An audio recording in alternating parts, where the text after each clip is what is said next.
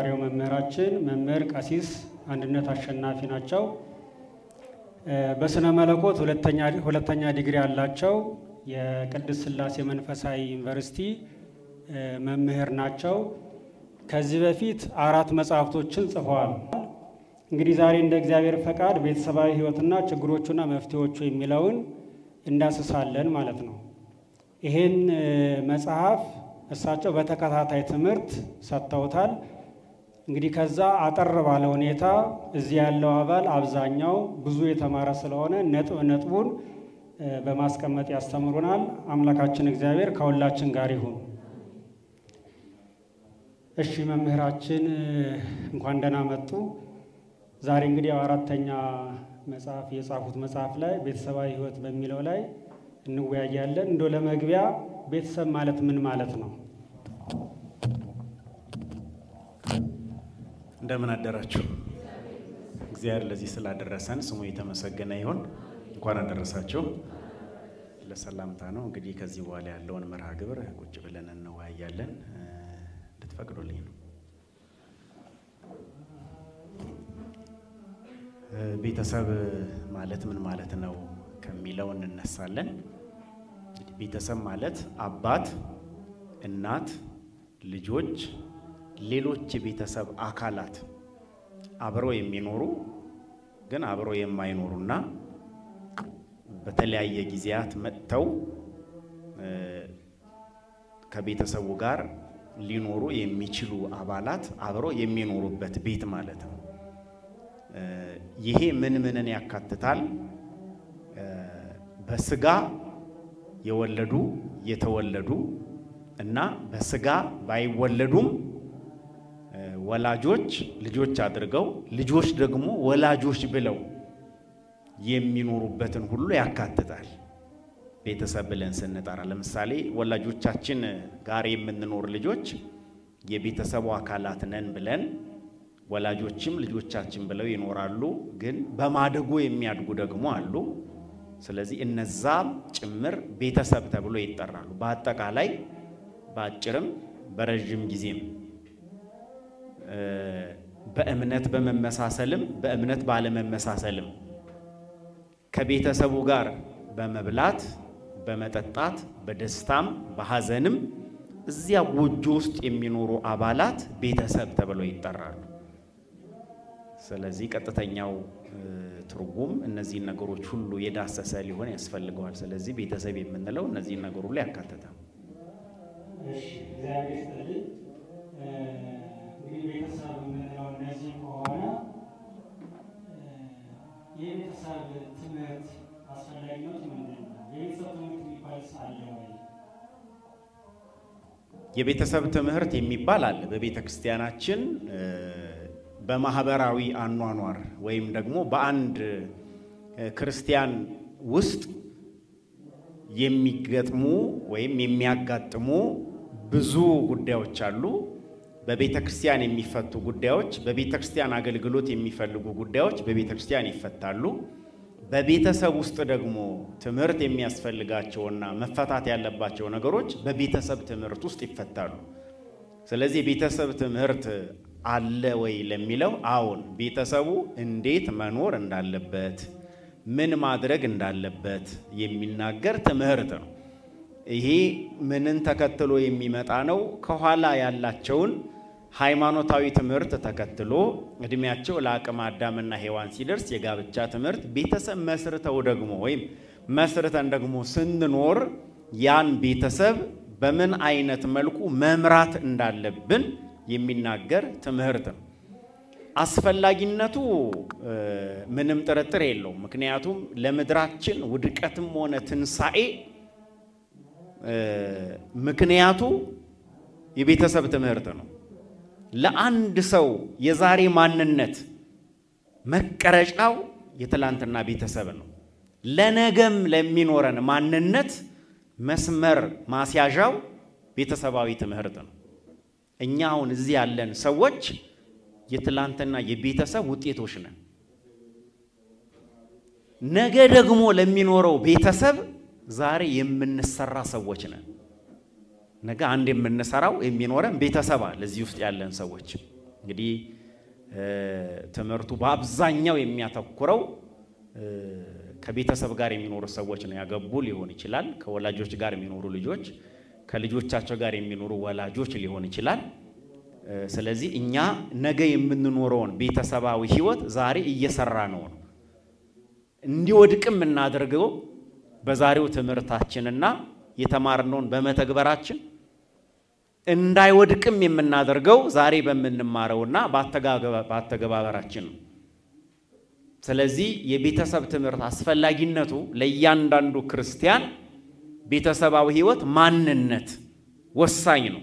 ቤተሰባዊ ህይወት ውስጥ ያለው ትምህርትና ምግባር ጥሩ ከሆነ ነገ ቤተሰብን ይናፍቃል፣ ቤተሰብ ይመሰርታል፣ እንዴት ማስተካከል እንዳለበትም ያውቃል፣ ቤተሰቡንም ጥሩ ክርስቲያናዊ ቤተሰብ አድርጎ ይሄዳል። ካልሆነ ደግሞ ቤተሰብ ውስጥ በመኖሩም አሁን ደስተኛ አይደለም፣ የመመስረትን ፍላጎት የለውም። እንደው ሊወድቅ የደረሰውንም ቤተሰብ የማቃናቱ ነገር አይታይም። ስለዚህ የቤተሰብ ትምህርት የምንለው እነዚህን ነገሮች ሁሉ ውስጡ ያካተተ ስለሆነ ተሰርተን የመጣንበትን ነገር ጥሩነቱን ለማሳደግ መጥፎነቱን ለማቃናት እየመጣ ያለውን ወደፊት ደግሞ ጥሩ ቤተሰብ እንዲኖረን ለማድረግ ይሄ ትምህርት ወሳኝነት አለው። ሻለው ያሰማል። እንግዲህ አሁን ክርስቲያን ቤተሰብ አለ። ቤተሰብ ምንላቸው ከትርጉሙ የተነሳ እናት፣ አባት፣ ልጆች ምንላቸው ይሄ በማንኛውም ውስጥ ያለ በእስልምናውም አለ፣ በፕሮቴስታንቱም አለ፣ በክርስቲያኑም አለ። ስለዚህ ክርስቲያናዊ ቤተሰብና ቤተሰብ ልዩነቱ ምንድን ነው? አንድ ቤተሰብ እንዲሁ ቤተሰብ ብቻ ስንል ክርስትና ከሚለው ውጭ ማንም ሰው እንደሚኖረው አኗኗር ቤተሰብ ውስጥ የሚኖረው ኑሮ ነው። ጎጆ አላቸው፣ ይገባሉ፣ ይበላሉ፣ ይጠጣሉ፣ ይኖራሉ። ከዚያ በኋላ በሞት ይህን ዓለም ይሰናበታሉ። ክርስቲያናዊ ቤተሰብ ግን ከአመሰራረቱ ጀምሮ አኗኗሩ፣ አበላሉ፣ አጠጣጡ፣ አነጋገሩ፣ ግብሩ፣ እምነቱ ከዚያስ በኋላ ስንብቱ ቤተሰብ ውስጥ የሚከናወኑት እያንዳንዳቸው ነገሮች ከቤተሰብ ጋር ተያያዥነት ያላቸው ጎረቤት ሊሆን ይችላል፣ ስራ ባልደረባ ሊሆን ይችላል፣ የቅርብ የሩቅ ዘመድ ሊሆን ይችላል፣ ጓደኛ ሊሆን ይችላል፣ ድንገት የሚመጣ ሰው ሊሆን ይችላል። ቤተሰብ ውስጥ ያሉ ሰራተኞች ይሆናሉ፣ ምግብ የሚያበስሉ፣ አትክልት ውሃ የሚያጠጡ፣ እንስሳት የሚንከባከቡ፣ ሌሎች ወዘተርፈ ነገሮች። እነዚህ ነገሮች የሚመሩበት ራሱን የቻለ መመሪያ አለ። ለምሳሌ አሁን ያለነው እዚህ ሰንበት ትምህርት ቤት አዳራሽ ውስጥ ነው። እንደዚህ አይነት ብዙ አዳራሾች አሉ። እዛ የሚከናወነው ፕሮግራምና እዚህ የሚከናወነው መርሃ ግብር ግን ሰዎቹም ሂደቱም ውስጡ ያለውም ነገር ሰዓቱም የተለየ ነው። በየአዳራሾቹ ሁሉ ይህን ነገር አንድ አይነት አድርገን እንዲጓዝ ማድረግ አንችልም። ያ የራሱ መርሃ ግብር አለው፣ ይሄ የራሱ መርሃ ግብር አለው። ያ የራሱ መሪ አለው፣ ይሄኛም የራሱ መሪ አለው። ያ የራሱ ሰዓት አለው፣ ይሄኛውም የራሱ ሰዓት አለው። እዛ አዳራሽ ሁሉ ነገር ሊደረግበት ይችላል። እዚህ አዳራሽ ግን ሁሉም ነገር አይደረግበትም። ስለዚህ ይሄ አዳራሽ የሰንበት ትምህርት ቤት እንደመሆኑ የቤተ ክርስቲያን እንደመሆኑ መንፈሳዊ እንደመሆኑ የራሱ መርሃ ግብርና አካሂዳል። ያም ቤተሰብ ከጎረቤት እንዳለው እምነት ሳይኖረውም ኖሮትም የተለየ ሆኖ እንደሚኖረው አኗኗር አይኖርም። ያ ቤተሰብ ራሱን የቻለ የሚመራበት የቤተሰቡ መመሪያ አለው። ስለዚህ ከሌላ የሚለይበት ክርስቲያናዊ ቤተሰብ ከጅምሩ ጀምሮ አገነባቡ፣ የሚኖርበት ሰው፣ የሚተገበረው አተገባበር፣ የሚጸልዩት ጸሎት፣ የሚኖሩት ኑሮ፣ ያላቸው አመለካከት ያልን ብዙ ነገሮችን ማንሳት እንችላለን። ስለዚህ ክርስቲያና ቤተሰብ ሲባል ክርስቲያን ካልሆነው ብለን በአጠቃላይ ማንሳት እንችላለን። የተለየ አኗኗር ያለው ማለታችን ነው ያ ቤተሰብ። እግዚአብሔር ይስጥልን። አንድ ክርስቲያን ቤተሰብ ነው የሚያሰሉት ነገሮች ምንድን ናቸው? አንድ ክርስቲያናዊ ቤተሰብ ነው የሚያስብለው የመጀመሪያው ነገር ሃይማኖተኝነት ነው። ሃይማኖት አለው ያ ቤተሰብ፣ ያንን ያመነውን ነገር የሚኖር ነው ክርስቲያናዊ ቤተሰብ ሲባል። ለምሳሌ እኛ ቤት ሰው ቢመጣ በራሳችን እናንሳና እንቀበላለን። የምንቀበለው በሌላው ሰው ስለሆነ ሊሆን ይችላል። በሃይማኖቱ ሰው ከመሆኑም ባሻገር ክርስቶስ የሞተለት ፍጥረት ነው ያ ሰው። ያ ሃይማኖታዊ ቤተሰብ እዛ ቤተሰብ ውስጥ ሲኖር ሃይማኖታዊ ምግባራት ቤተሰብ ውስጥ ይታያሉ። ቅዱሳን ስዕላት አሉ፣ በምግብ ሰዓት ጸሎት አለ፣ ከመኝታ በፊት ጸሎት አለ፣ ቢጣሉ እርቅ አለ፣ ምጽዋት አለ፣ ፍቅር አለ፣ ይቅርታ አለ። ክብረ በዓል ቢሆን እዛ ቤተሰብ ውስጥ ሰዎቹ ለትንሳኤ ሊሆን ይችላል፣ ለልደት ሊሆን ይችላል፣ ለጥምቀት ሊሆን ይችላል፣ ሌላው አካባቢያቸው ላለው በዓል ሊሆን ይችላል፣ ተነስተው ይሄዳሉ፣ አክብረው ይመለሳሉ። ቤታቸው ውስጥ ሃይማኖታዊ ጉዳዮች የሚያሳዩ መጽሐፍ ቅዱስ ሊሆን ይችላል፣ ገድላት ድርሳናት ሊሆኑ ይችላሉ፣ እምነት ጸበል ሊሆን ይችላል። ቤተሰብ ውስጥ ይገኝ ሃይማኖታዊ ነገሩ እዛ ቤተሰብ ውስጥ ይታያል። በመናገርም በማየትም በመስራትም በመብላትም በመጠጣትም በመተኛትም በመነሳትም ከአቅም በላይ ሆኖ ችግር ካልተፈጠረ በስተቀር ሰንበት ሆኖ ተኝተው አይገኙ።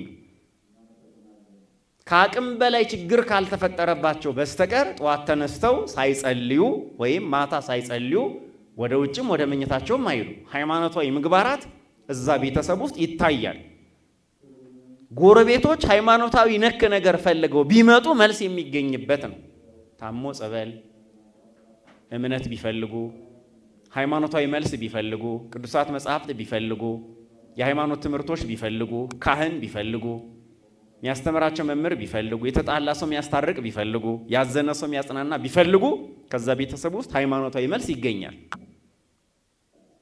ስለዚህ ሃይማኖታዊ ነገሮች ይተገበራሉ ማለት ነው እዛ ቤተሰብ ውስጥ። አንደኛው ይሄ ነው፣ ሃይማኖተኝነት ቤተሰብ ውስጥ ይታያል። ስለዚህ የመጣንበት ቤተሰብ እነዚህን ነገሮች ሲያከናውን ከነበረ እኛ የምንኖርበት እኔ እናንተ ያለንበት ቤተሰብ ጥሩ ነው፣ በዛው እንዲቀጥል ያስፈልገዋል። ከሌለ ደግሞ ከጎረቤት በሌላም እምነት ሆነ ምን ሳይኖራቸው የሚኖሩት ደግሞ ከሆነ አሁን ግን ሃይማኖታዊ መሆን አለበት። ለካ እንደዚህም ነው የሚጣሉ ሰዎችን ለማስታረቅ የሚችል ቤተሰብ፣ ያዘኑ ሰዎችን ሊያጽናና የሚችል ቤተሰብ፣ የተደሰቱ ሰዎችን ደስታቸው በልክ እንዲሆን የሚያደርግ ቤተሰብ፣ ታሞ እምነት ጸበል የሚገኝበት ቤተሰብ፣ ስለ መጽሐፍ ቅዱስ ማወቅ ፈልገው ልናስረዳ ወይም የሚያስረዳ ሰው ልናገናኛቸው የምንችልባቸው ቤተሰብ፣ ስንወጣ የምንጸልይ ስንገባ አመስግነን የምንተኛ ማዕዳችን ተባርኮ የምንመገብ ቤተሰቦች ልንሆን ያስፈልገናል። ሃይማኖታዊ ነገር እዛ ቤተሰብ ውስጥ ይታያል ማለት ነው። ስለዚህ አንደኛው ሃይማኖተኝነት ነው። ሁለተኛው ፍቅር ነው። ከክርስቲያናዊ ቤተሰብ ሊኖር የሚገባው ነገር ፍቅር ነው። ያ ቤት ፍቅርን በአግባቡ ስራ ላይ የሚያውል የሚተረጉም ቤተሰብ ሊሆን ያስፈልገዋል። ባልና ሚስት፣ ወንድምና እህት፣ ልጆችና ወላጆች፣ አሰሪና ሰራተኛ፣ ትልቅና ትንሽ፣ ጎረቤትና ጎረቤት፣ ዘመድና ዘመድ። እንግዲህ ይሄ የቤተሰብ ፍቅር ብለን አንዱን አነሳን እንጂ ፍቅር አይነቱ ብዙ ነው። የወንድምና እህት፣ የጎረቤትና የጎረቤት፣ የሀገር፣ የጓደኛ ምናምን እያን ፍቅር አይነቱ ማብዛት እንችላለን። አሁን ግን የቤተሰብ ፍቅር ነው። ያ ቤተሰብ ውስጡ የሚገኘው ፍቅር ሌሎቹ ቤተሰቦች ሊማሩበት የሚችል ፍቅር ሊሆን ያስፈልገዋል። የሚዋደዱበት ፍቅር፣ ወላጆች ልጆችን የሚወዱበት ፍቅር፣ ልጆች ወላጆችን የሚወዱበት ፍቅር፣ ወንድምና እህት የሚዋደዱበት ፍቅር፣ አሰሪዎችና ሰራተኞች የሚዋደዱበት ፍቅር ሰራተኞችና አሰሪዎች የሚዋደዱበት ፍቅር እዛ ቤተሰብ ውስጥ ሊኖር ሊታይ ያስፈልገዋል። የቤተሰብ ፍቅር ይባላል። ይሄ እርስ በርሳቸው እንዴት ይዋደዳሉ፣ እንዴት ለፍቅር ዋጋ ይከፍላሉ የሚለው ቤተሰባዊ ህይወት ውስጥ ፍቅር ሊኖር ያስፈልገዋል። ሶስተኛው እኩል አመለካከት ነው። ክርስቲያናዊ ቤተሰብ ውስጥ መኖር ያለበት እኩል አመለካከት ከራስ ይጀምራል፣ ከዛ ወደ ውጭ ደግሞ ይወጣል። ከራስ ሲጀምር እኩል አመለካከት። ሰው ሁሉ በእግዚአብሔር መልክና አምሳል ነው የተፈጠረው። ይሄ እኩል አመለካከት ነው። ስለዚህ ባልና ሚስት፣ ልጆች፣ ወላጆች፣ አሰሪ፣ ሰራተኛ አብረው ሲኖሩ እኩል አመለካከት ይኖራቸው ያስፈልጋል። አንዱን በእውቀት፣ አንዱን በእድሜ፣ አንዱን በጾታ፣ አንዱን ደግሞ በጎጥ በብሔር በመናምን አይለይም። የእኩል አመለካከት አንዱን በጤና አንዱን በህመም አይለያይም። ሁሉም ተዋደው ይኖራሉ።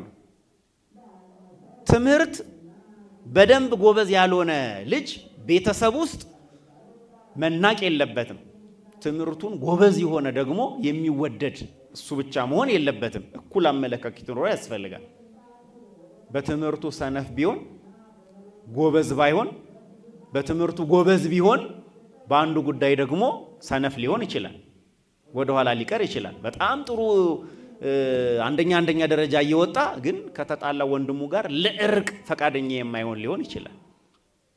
ስለዚህ በአንዱ ቢያልፍ በአንዱ ሊወድቅ ይችላል። አንዱ ህመምተኛ ቢሆን አንዱ ጤነኛ ሊሆን ይችላል። ሁሉ ጊዜ በሽታ የማይለየው የአካል ጉድለት የገጠመው ልጅ ከሌላው ወንድሞቹ እኩል በቤተሰቡ ውስጥ ፍቅር ሊሰጠው ያስፈልጋል። በጾታም ደረጃ ቢሆን ፎርም ሞልቶ የተወለደ ሰው ስለሌለ ያኛ ወንድ ስለሆነ እሷ ሴት ስለሆነች ቤተሰብ ውስጥ የዝቅተኝነት አንዱ የበላይ የመሆን መንፈስ ሊኖርበት አይገባም። እኩል አመለካከት የሚለው ይሄ ነው። ቤተሰቡ ለሌላም ሰው እኩል አመለካከት አለ። ከምስራቅ መጣ፣ ከምዕራብ፣ ከሰሜን መጣ፣ ከደቡብ፣ ሀገር ውስጥ ሆነ ውጭ ሀገር፣ ይሄን ቋንቋ ቻለ አልቻለ እኩል አመለካከት ይኖረዋል ያ ቤተሰብ ለሌላውም ቤተሰብ። በተቃራኒው ግን መጥፎ አመለካከት ያላችሁ ነገሌ እንዲ ስለሆኑ ነገሌ እንዲ ስለሆኑ ከዚህ መተው ከሰሜን ከደቡብ ከምስራቅ ከምዕራብ ከዚህ ወረደ ነገር መጥራት ስላልፈለኩኝ ነው። ስለዚህ ያ ቤተሰብ እንደዛ አይነት እኩል አመለካከት አለው። ያከብራል። ሰውን በሰውነቱ የሚያከብር ቤተሰብ ነው። እኩል አመለካከት ያለው ነው። ይሄ ቤተሰብ ውስጥ መኖር አለበት ማለት ነው።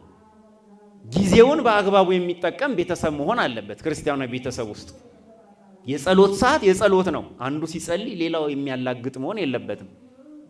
የማዕድ ሰዓት የማዕድ ነው። አንዱ ሲመገብ ሌላው የሚጫወት የሚረብሽ መሆን የለበትም። የጾም ሰዓት ጾም ነው። አንዱ ሲጾም ሌላው ጿሚዎችን የሚሳደብ መሆን የለበትም። ስለዚህ ቤተሰባዊ ህይወት ውስጥ ሰዓት ጊዜ በአግባቡ የእንቅልፍ ሰዓት የእንቅልፍ ነው። ሌላው መረበሽ የለበትም። ጊዜም በአግባቡ መጠቀም የቤተሰቡን።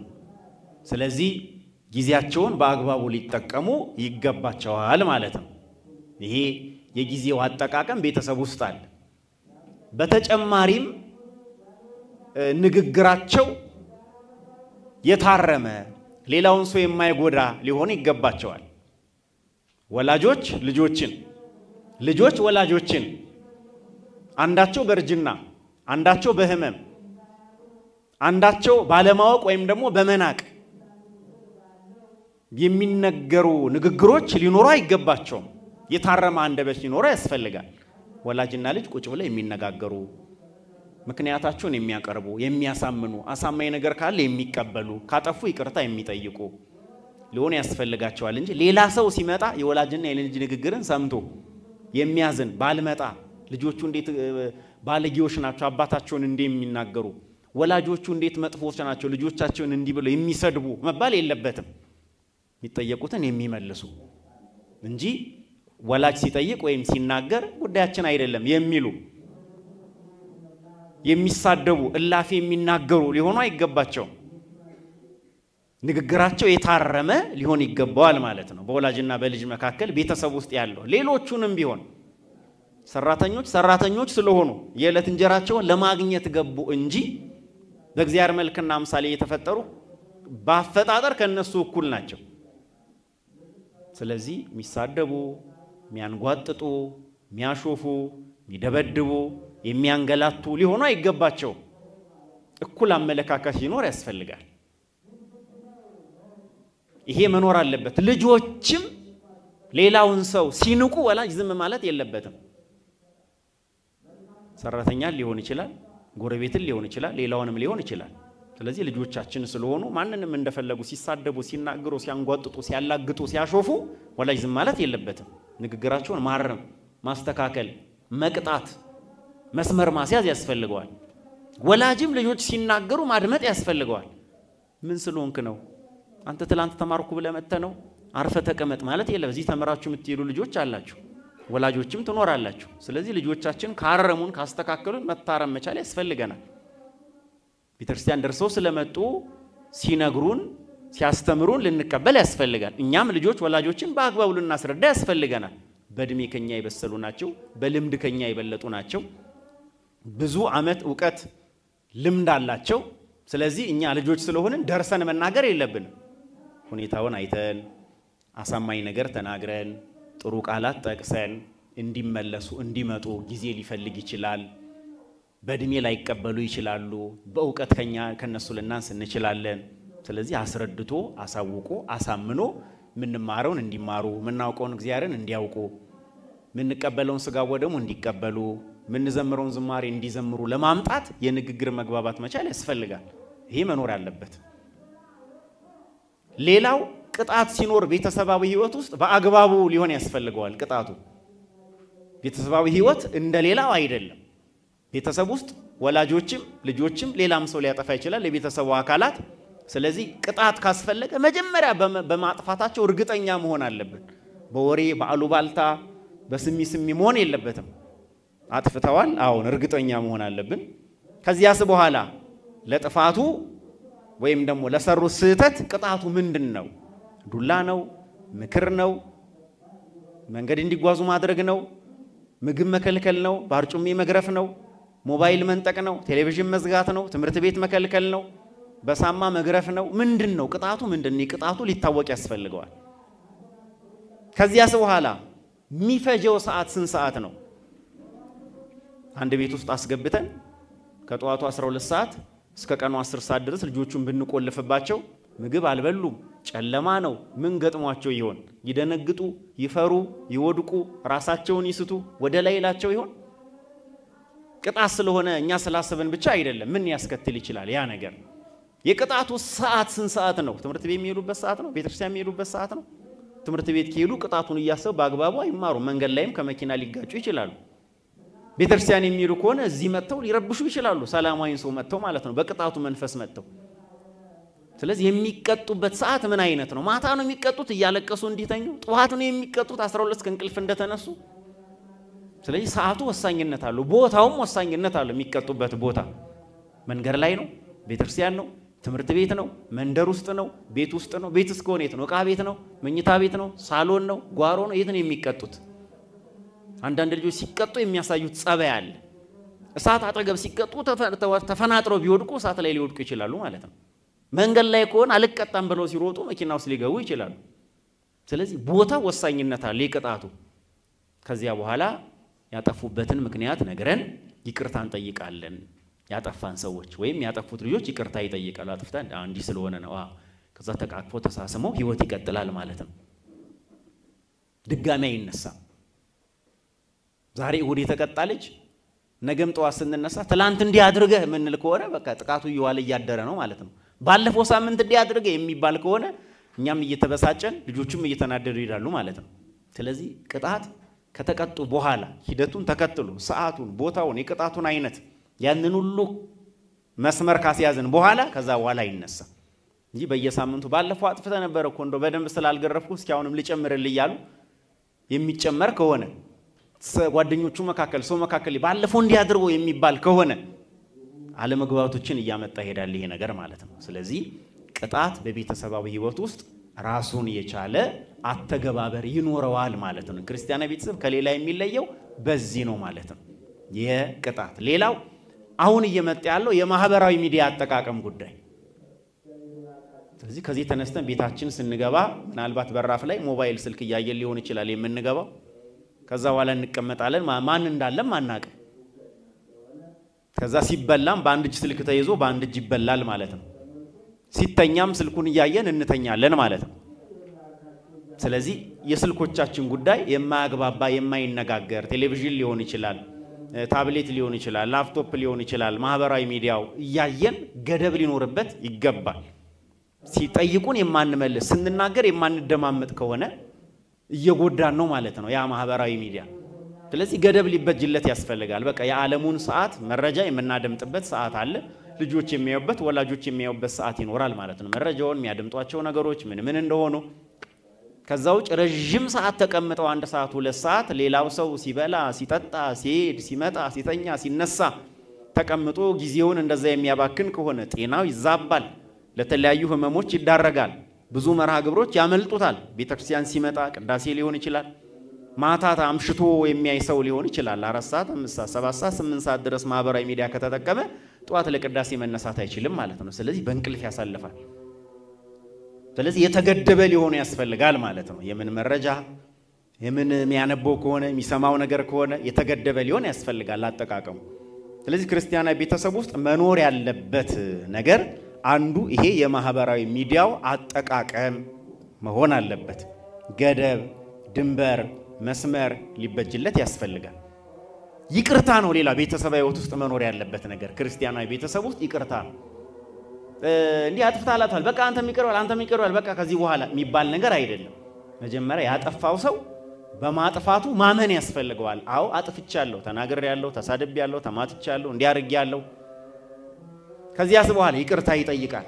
ከዚህ በኋላ ላያደርግ ላይፈጽመው ይቅርታ አድራጊውም እሺ ይቅርታ አድርጌያለሁ ብሎ እግሩ ላይ የወደቀውን አባት እናት ወንድም እህት ሌላም ሰው ሊሆን ይችላል የቤተሰቡ አካል ያነሳል፣ ይተቃቀፋል እንጂ እዛ ጥርዘና በቃ ይቅርታ አድርጌያለሁ ምናምን የሚል ነገር አይደለም።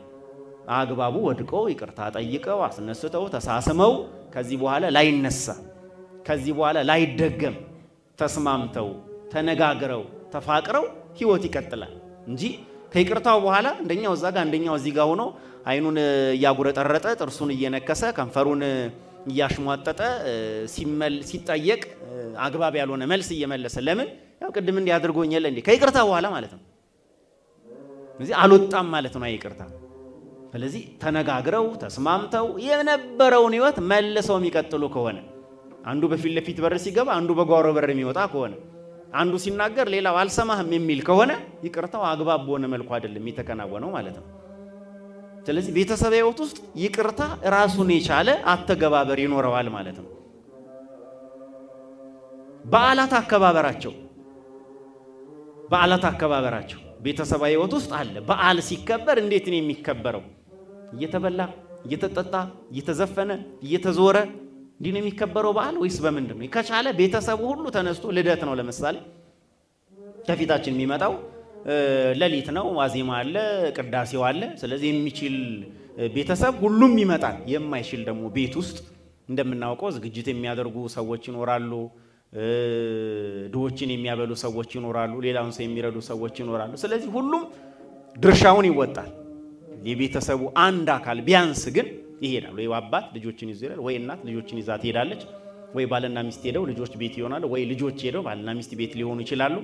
ስለዚህ ቤት ለሚሰራው ስራ ኃላፊነት የሚወስድ ሰው እንዳለ ቤተ ክርስቲያን ለሚሄደው ሰው ደግሞ ጸልዮ ለቤተሰቡ ለምኖ እምነቱን ጸበሉን ይዞ መጥቶ ቤት ያሉ ሰዎች ይቀበሉታል። በዛ ሰው ጸሎት ልመና አማካኝነት ቀሩ ቤተሰብ ቡራኪ ያገኛል ወይ ይባረካል ማለት ነው።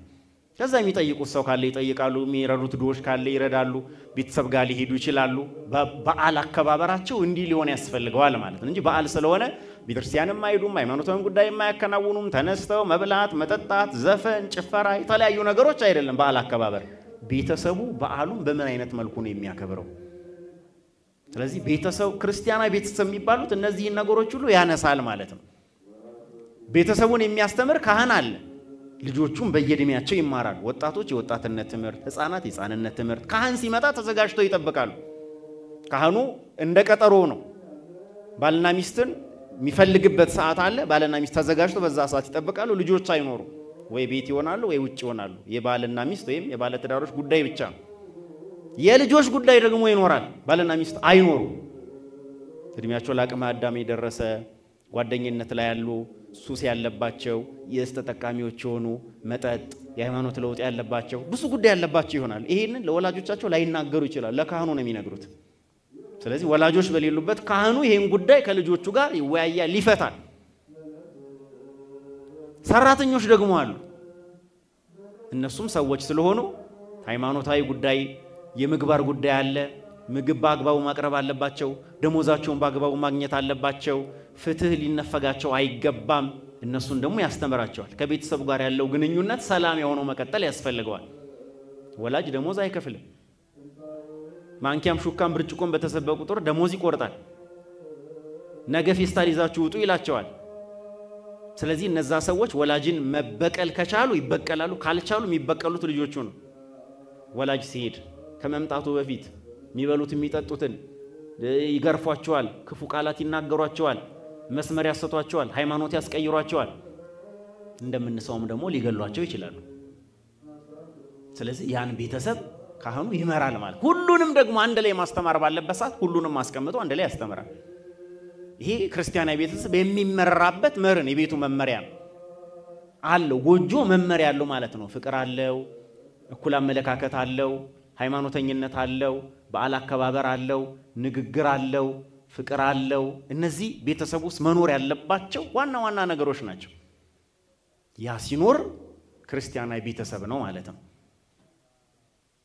ስለዚህ መገለጫ አለው ከሌላው የሚለይበት ራሱን የቻለ መገለጫ አለው ክርስቲያናዊ ቤተሰብ የምንለው እነዚህን መሰረታዊ ጉዳዮች አንስተን ነው ካሉ ጥሩ ጭላንጭሉ የሚታይ ከሆነ ግን እንጨትም ቀጠልም እየጨመሩ ነው አይደል ትንሽ ሰዓት ምናሳድገው በክብሪት ከተጫረ በኋላ እየጨመርን እያደገ ጥሬውን እንዲያበስል እርጥቡን እንዲያደርቅ ስራ እንዲሰራ እናደርገዋለን ስለዚህ የምናያቸው ነገሮች ትንሽ ጭላንጭላቸው ሊኖር ይችላል የጠነከረ ቤተሰብ ደግሞ ይሄ ሁሉ ያለበት አለ የለም ለካ እንዲህ አይነት ነገር ነው ቤተሰብኛ ገብተን ወተን በልተን ጠጥተን ብቻ ነው የምንኖርበት የሚል ካለ ደግሞ እነዚህ ነገሮች ቤተሰብ ውስጥ ሊታዩ ያስፈልጋቸዋል እያደገ ሲሄድ ቤተሰቡ ጎረቤት ላይ ስራ ቦታ ላይ የምንኖርበት ማህበራዊ ህይወት ላይ ሀገር ላይ ጭምር በነገራችን ላይ በሃይማኖታችን ቤተሰቡን ያላስተዳደረ ካህን የእግዚአብሔርን ቤት ሊያስተዳድር አይችልም የሚል መመሪያ አለ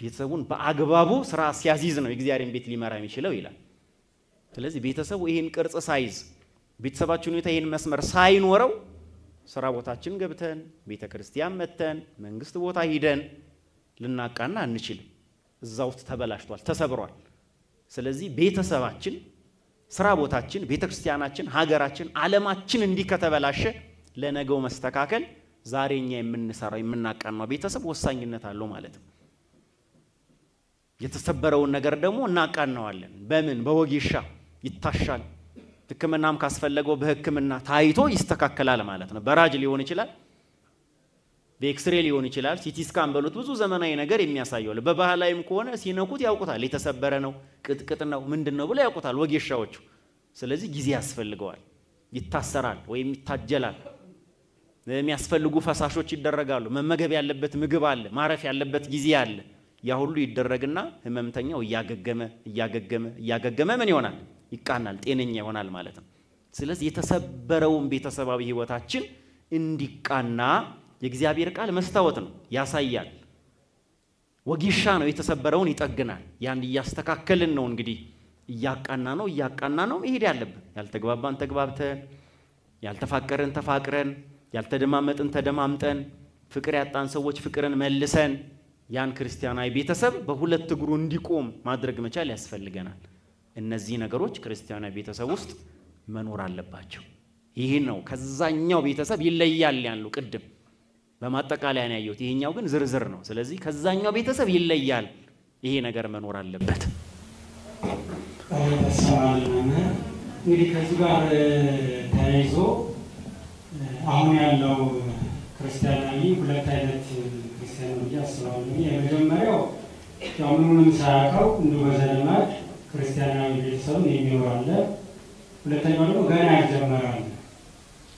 ስለዚህ በዘልማድ ክርስቲያናዊ ቤተሰብን እየመራ ያለ ግን ክርስቲያናዊ ቤተሰብ እየኖረ እንደሆነ የማያውቀው። ስለዚህ በምን አይነት ሁኔታ ነው ክርስቲያናዊ ቤተሰቡን መምራት ያለበት? ሁለተኛው ደግሞ አዲስ የሚመጣው ደግሞ ከምን ጀምሮ ነው? እንግዲህ ከመሰረቱ ጀምሮ ሲሆን ለዛ ለቤተሰብ ችግሮች እንዳይፈጠሩ ትልቅ አስተዋጽኦ አለ እና የሁለቱ እንዴት ነው? አሁን ከምንጀምርበት ወይም አሁን ካለንበት ስንጀምር ያለውን አሁን ቤተሰባዊ ህይወታችንን ከመውደድና ከማፍቀር መጀመር አለበት። የዛ ቤተሰብ አባላት ለመሆን ማንንም ሰው ፎርም ሞልቶ የተወለደ የለም አይደል? እግዚአብሔር እንዳወቀ እግዚአብሔር እንደወደደ ከዛ ቤተሰብ ተገኝተናል። አባት እናት ሊኖር ይችላል፣ አባት ወይም እናት ብቻ ሊኖር ይችላል፣ ወላጅም የለም ልጆች ብቻ ልኖር እንችላለን፣ ወንድም እህት ሊኖር ይችላል፣ ላይኖርም ይችላል፣ ሰራተኛ ሊኖርም ላይኖርም ይችላል። ስለዚህ አሁን የምንኖርበት ቤት ውስጥ ሁለትና ያው ከዚያ በላይ የሆነ ነው ቤተሰብ የሚባለው። ሁለትና ከዛ በላይ የሚኖር ሰው 10 15 20 ሊሆን ይችላል። ስለዚህ ያን ቤተሰብ መቀበል ወደድንም ጠላንም ባንቀበለውም ብንቀበለውም የተሻለው አማራጭ መቀበሉ ነው። ስለዚህ ለምን ከዚህ ቤተሰብ መጣው፣ ለምን አባቴ ገሌ ሆነ፣ ለምን እንዳቴ እንደዚህ ሆነሽ፣ ለምን እንደዚህ ሆንኩኝ የሚለው ነገር የተበላሸውን ብቻ ሳይሆን ወደፊት የሚመጣው ነገር ማበላሸት ነው የሚሆነው። ስለዚህ አሁን ያለውን ቤተሰብ መቀበል፣ መውደድ፣ ማፍቀር ከዚያስ በኋላ የሚቃናበትን ነገር ማስተካከል፣ ማመቻቸት። ወላጆችን ልጆች ውደዷቸው። ከናንተ በላይ ወጥተው ወርደው ደክመው እዚህ ደረጃ አድርሰዋል። በእውቀትም ያለ እውቀትም ማለት በመማርም ባለመማርም። መቼም ማንም ወላጅ ልጁን ለመግደል አያስብም፣ አይፈልግም። እንዲበላሽበት አይፈልግም፣ ማቃናት ነው የሚፈልገው። መንገዱን ግን ላያውቀው ይችላል። ይቃና መስሎ ታስቦ ግን ሊጣመም ይሰበር ይችላል። ስለዚህ የሚፈልጉት ለኛ ቅንነትና መልካምነት ነው ብሎ ማሰብ። ወላጅ የሆናችሁም ልጆቻችሁ እናንተ የደረሳችሁበትን ዕውቀትና ልምድ አልደረሱበትም። እኛም በእንደዛ ጊዜ እንደዛ አልነበር የምናስበው። አሁን ሁላችንም ተቀምጠን የምንሰማበት እድሜ ላይ ስለሆነ ነው እንጂ የ4 የ3 ዓመት ልጅ ብናመጣ እዚህ ተቀምጠው አያደምጡ ይሯሯጣሉ። እንዴ ለምን ተቀምጠው አያደምጡም እንላለን። እነሱ ስለምን እንደኛ ይሯሯጡም ቢሉ ምን ሆነው ነው? ታማው ነው ቁጭ የሚለው የሚረብጡት ሁሉ ሰዓት እኛ እየሮጥን ሳይየነጨን ውሃ አፈር እየተራጨን ውጭ እየወጣን ለምንድን ነው ማትወጡት ቢሉን አንወጣም። ምክንያቱስ እድሜ የሚባል ነገር አለ። በእነሱ ላይ እንደዛ ነበርን፣ እነሱም በእኛ ላይ እንደዚህ ነው የሚሆኑት። ስለዚህ ይሄንን መገንዘብ መቻል ያስፈልጋል እና ያለንበትን መስመር ማስያዝ ቅድም እንዳልኩት ሃይማኖትን፣ እኩል አመለካከትን፣ ምግባርን፣ ቅንነትን፣ ፍቅርን፣ ይቅርታን፣ የማህበራዊ ሚዲያ ተጠቃሚነትን እነዚህን ነገሮች መስመር ማስያዝ፣ እልከኛ አለመሆን መቀበል ነው። ማንበብ፣ ማየት፣ መታገስ፣ በጎን አቅጣጫ ማየት፣ መጸለይ እግዚአብሔር እንዲያስተካክለው እነዚህ ነገሮች መስመር እንዲይዙ ያደርጋሉ። እያወቅን እየተማረን ስንሄድ በዛ ጉዳይ ላይ ያልተማርነው እየተማረን ያላወቅነው እያወቅን ያልገባን እየገባን ያልሰማን እየሰማን ስንሄድ መስመር ይያዘ ይላል ቤተሰቡ። አሁን ቤተሰብ አልመሰረትንም ወደፊት ነው ምን መሰረተው የምንል ሰዎች ደግሞ የምንኖርበትን ቤተሰብ ካሁኑ እያዘጋጀን መሄድ። ቅድም ያልኳችሁን ምግባሮች ሃይማኖተኝነት ከዛሬ ነው የሚጀመሩት። በዓል ሲሆን ቃል እግዚአብሔር ሲነገር፣ ቅዳሴ ሲሆን፣ ንግስ ሲሆን፣ ማሌ ሲሆን፣ ክብረ በዓል ሲሆን የማልመጣ ከሆነ እኔ ነገም ለዛ አልመጣም ማለት ነው። ስለዚህ ዛሬ መምጣቴ ለነገ መሰረት እየጣልኩኝ እሄዳለሁ። ዛሬ ቅርታ ማድረጌ ዛሬ ፍቅር መሆኔ ለነገም መሰረት እየጣልኩኝ እሄዳለሁ። ስለዚህ ለዛ ቤተሰባዊ ጥሩነት የኛ ጥሩ መሆን ወሳኝነት አለው ማለት ነው። በህይወታችን ውስጥ እየተገበርነው እየሰራነው መሄድ። ከዚያስ በኋላ ትዳር ሲያዝ ቤተሰብ ሲኮን ቅድመ ትዳር የቅድመ ትዳር፣ ጊዜ ትዳር የጊዜ ትዳር፣ ቤተሰብ ደግሞ የቤተሰብን ትምህርት መማር፣ በዛ ዙሪያ የተጻፉ ነገሮችን ማንበብ፣ በዛ ዙሪያ የተሰበኩ ስብከቶችን መስማት፣ በዛ ዙሪያ የሚነገሩ ንግግሮችን ማድመጥ። ስለዚህ እንዲሆን በሄድን ቁጥር እያደግን እንሄዳለን ማለት ለነገ ቤተሰብ እንዘጋጃለን እሱን የሚያሳይ ነገር ቤታችን ውስጥ እንዲኖር ማድረግ እንደዛ ሲሆን እያደገ ይሄዳል ሁለት ነገር ነው አንደኛ ተሰርቶ መግባት ሁለተኛ ከገቡ በኋላ መሰራት ተሰርቶ መግባት አሁን እናንተ ቤተሰብ ያላያዛችሁ ትዳር ያልመሰረታችሁ ልጅ ሰዎች እየሰማችሁ ነው እየተሰራችሁ ነው ለነገ ቤተሰብ ተሰርቶ መግባት የሚባለው ይሄ ነው ከገቡ በኋላ ደግሞ መሰራት ይዘናል ትዳር ልጆች አሉ ለካ እንዲህ ነበረ መኖር የነበረበት ቤተሰባዊ ህይወቴ ስለዚህ ምን እናረጋለን እያሻሻልን እንሄዳለን ሰላማዊ ሆነ አሁን ካለንበት ጋር አብሮ ይሄዳል ማለት ነው የድሮዎቹን እነዛ ጠጠር ስልኮቹን ጥለናቸዋል አይደል በቃ ጊዜ የሚጠይቀውን እያመጣን ዶክመንት ለመላላክ ለመጻጻፍ ፎቶ ለምን ለማለክ ይሄኛው አስፈላጊ ነው ስለዚህ አፕዴት እያደረግነው ሄድን ማለት ነው ይጠይቃል እንደውም አንዳንድ ስልክ አፕዴት አድርጉኝ ይላል በራሱ ጊዜ ዝም ካል ነው አልክም ይሄን ነገር ይላል ስለዚህ አሁን ቤተሰባዊ ህይወቱ እንደዛ እየተስተካከለ እየተሻሻለ መምጣት መቻል ያስፈልገዋል ማለት ነው አለበለዛ በትላንትና ድሮ በነበረው የለም ምን ይሄን ካላደረኩ ሞቼ ይገኛል በሚል አስተሳሰብ ላይ ካለ አይቀበልም ማለት ነው ያስቸግራል ስለዚህ ሐሳብ ማድመጥ መቀበል መስመር ማዝያዝ ማስተካከል እነዚህ ነገሮች ሲኖሩ ቤተሰባዊ ህይወቱ እየተቃና እየተስተካከለ መስመር ይያዘ ቤተሰብ ሲስተካከል ሰፈር ይስተካከላል ሰፈር ሲስተካከል ሀገር ሲስተካከል ዓለም ይስተካከላል ብዙ ጊዜ አሁን ምን እናገረው ነገር ነው መቼም አውደ ምሕረት ላይ እዚ አዳራሽ ውስጥ ላውራው እንጂ ሀገራችን ያለነችበት ሁኔታ ከቃላት በላይ ነው ለምን የመጣንበት መስመር ነው ይሄን ውጤት ያሳያል የባሰ እንዳይሆን ደግሞ ነገ የተሻለ ነገር እንዲታይ ዛሬ ስራ መስራት ያስፈልገናል ማለት ነው እንጂ ይሄ በሰልፍ አይስተካከል ለራሳችን ጉዳይ ለመብታችን ሂደን ቤተክርስቲያን እንደምናከናውነው ስለተስለ መምጣት እኮ ነው የሚቀረን ጉዳይ ለማስፈጸም ይሄ ጉዳይ ካለቀልኝ ብለን መብታችን እኮ ነው መስጠትም ግዴታው ነው ያን ጉዳይ ላይ ያስፈጽም ይሄደው ሰው እቺ የመጣንበት መስመር ምን ያህል የተበላሸ እንደሆነ እዚህ ድረስ ያያየን ነው ዛሬ እንዲህ ከሆነ ነገ እንዴት ይሆናል ስለዚህ ነገም እዛ ጋር የሚፈጠረው ነገር ለማስተካከል ዛሬ ቤተሰባዊ ህይወቱ መስመር ይያዘ መሄድ መቻል ያስፈልገዋል ታሰማልን እግዚአብሔር ሌላ ምናየው እንደው እስካሁን ስልጣን ሲሰጡ በክርስቲያናዊ ቤተሰብ ውስጥ ብዙ ጊዜ ተደጋጋሚ የሆኑ ችግሮች የሚባሉት ምንድን ናቸው እነዛ ችግሮችን ለመፍታት ምንድነው ተጠቃማቸው መፍትሄዎች ችግሮቹ እንትናቸው ክፍላቸው ብዙ ነው የወላጆች ችግር አለ የልጆች ችግር አለ የጎረቤቶች ችግር አለ የሰራተኞች ችግር አለ የሥራ ባልደረቦች ችግር አለ ከካህንና ከቤተሰቡ መካከል ያለው ችግር አለ በጥቅል በእናነሳው ይሄንን ነው ከራሳችን ስንጀምር በርግጥ ይሄን በካህናት ስልጣና ላይም ብዙ ጊዜ አነሳዋለሁ በራሴ በኩል ካህኑና ምእመኑ ወይም ቤተሰቡ የሚገናኙበት ሰዓት ቀን ሁኔታዎች አሉ አስቸኳይም የሆነም አስቸኳይ ያልሆነም ሊሆን ይችላል ምእመናኑ ካህኑን የሚፈልጉት ለክርስትናና ለለቅሶ ብቻ መሆን የለበትም ካህኑ ምእመኑ የሚፈልገው ለጽጌ ጾም ብቻ መሆን የለበትም ስለዚህ እነዚህ ችግሮች መቀረፍ መቻል ያስፈልጋቸዋል ያ ቤተሰብ ካህኑ ከየት አንስቼ የት አደርሰዋለሁኝ ጋብቻው በመንደነው ቤተሰብ ያውቱ በመንደነው ንሳ ገብቷል አልገባም ቆርቧል አልቆረበም ጠርቶት ይመጣል አይመጣም ኪዶ ያገኘዋል አያገኘውም ስለዚህ እነዚህ ነገሮች በካህኑና በመመኑ መካከል ያሉት መፈታት መቻል ያስፈልጋቸዋል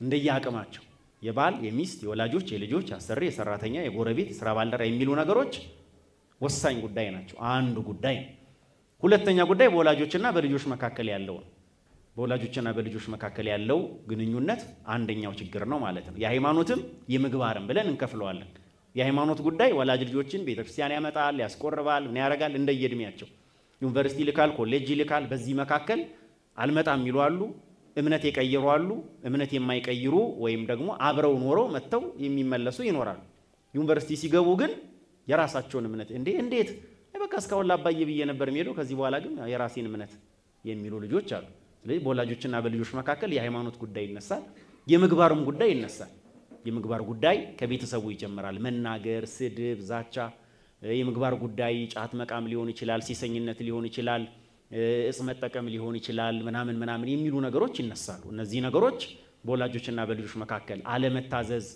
ከቤት ወጥቶ ማምሸት፣ የፈለጉበት ማደር፣ የወላጆች ጉዳይ በልጆች ላይ ኃይለኝነት ሲናገሩ አለማድመጥ ወይም አለመደመጥ፣ የሚፈልጉትን ነገር ልብስ ሊሆን ይችላል፣ ትምህርት ቤት ሊሆን ይችላል፣ መዝናኛ ሳንቲም ገንዘብ ሊሆን ይችላል፣ ጓደኛ ሊሆን ይችላል፣ ብዙ ነገሮች ይገጥማሉ። እነዚህ ነገሮች ሁለተኞቹ ጉዳይ ናቸው ማለት ነው። በሰራተኞች መካከል ቅድም ጠቅሼ ያለፍኩት ነው። ካቀጣጠራቸው ጀምሮ ሃይማኖታውያን ናቸው አይደሉም፣ ደሞዛቸው ስንት ነው፣ የሚሄዱበት ጊዜ ቤተክርስቲያን ይመጣሉ አይመጡም፣ ይጸልያሉ አይጸልዩም፣ ምን አይነት ምግባር ይታይባቸዋል፣ ወንድ ከሆነ ከሚስቱ ጋር፣ ሴት ከሆነች ከባለቤቷ ጋር የሚባሉ ነገሮች ሁሉ በሰራተኞችና በአሰሪዎች መካከል የሚፈጠሩ ነገሮች ናቸው። የደሞዝ አከፋፈላቸው፣ በልጆቹ ትምህርት ጉዳይ ደግሞ ያላነሳሁት አስጠኝም ይባላል። ይመጣሉ፣ ምግባር ያበላሻሉ፣ ሃይማኖት ያስቀይራሉ፣ እንዲህ አይነት ነገሮች አሉ። እነዚህ እዛ ውስጥ የሚነሱ ናቸው ማለት ነው። በስራ ባልደረባ ከሌላ ቤተሰብ ጋር ወንድም እህት ይመጣል ከሌላ ቦታ ለዝምድና ለአንድ ቀን ለአንድ ሰዓት ለበዓል ሊሆን ይችላል። አርብ መቶ ቅዳሜና እሑድ ቆይቶ የሚሄዱ ሊሆኑ ይችላሉ። ለሆነ ጉዳይ ሊመጡ ይችላሉና ሃይማኖት አስቀይረው ምግባር አበላሽተው ይሄዳሉ። እንዲህ ነው የምትኖሩት ምናምን ብለው አንድ ነገር ቁጭ አድርገው ይሄዳሉ ማለት ነው። ስለዚህ ሌላ የሚመጣ ቤተሰብ ውስጥ ይመጣና በቃ መጋረጃዬን ቀይሩት፣ ቴሌቪዥኑ እዚህ ጋር ነበር እዚህ ጋር ይሁን፣ እዚህ ሶፋ ላይ ነው ወይስ እስካሁን የምትቀመጡት? አንተ ስራ ለምን አትቀይርም? አንቺ ምን ትሰራለሽ? ለምን አትፈቺውም? እስካሁን እሷን አግብተ ነው ወይ የምትኖረው? ባለፈው እንዲህ የሚመጡ ቤተሰቦች ደግሞ የሚፈጥሩት ረብሻ አለ ቤተሰብ ውስጥ እና እነዛ ነገሮች መፍትሄ ማግኘት መቻል አለባቸው ማለት ነው። ከጉርብትና ጋር እስከምን ድረስ ነው ገደቡ? ከጉርቤት ጋር ያለው ግንኙነት በምንድን ነው? ሃይማኖት ማስቀየር፣ ምግባር ጉዳይ፣ እኛ ስንሄድ የሚመጡ ሰዎች አሉ ወይ? የቤተሰብ ሂዶ እዛ ቤተሰብ ውስጥ ይበጠብጣል ወይ? አስቤዛ ጉዳይ አንዱ ነው። እንዲህ የሚነሱ ነገሮች አሉ፣ ከጉርቤት ጋር የሚፈጠሩ ነገሮች ማለት ነው። ስለዚህ እነዚህ ሁሉ ነገሮች ቤተሰብ ውስጥ የማያግባቡ ቤተሰቡ ላይ ችግር የሚያመጡ ነገሮች ስለሆኑ በጥቅሉ እልባት እየተሰጠ ችግሮቹ እየተነሱ መፍትሄ ድንበር እየተበጀላቸው አቅጣጫው ሊስተካከል ያስፈልገዋል። በጣም አመሰግናለሁ። በመጨረሻ በምሳሌነት የምናነሳቸው ክርስቲያን ቤተሰቦች ይኖራሉ አሉ። ብዙውን ማንሳት እንችላለን፣ ግን እንደ ደብሩ ቂርቆስና ኢየሉጣን ብናነሳ ይቀላል። ይኖሩበት የነበረው ሀገር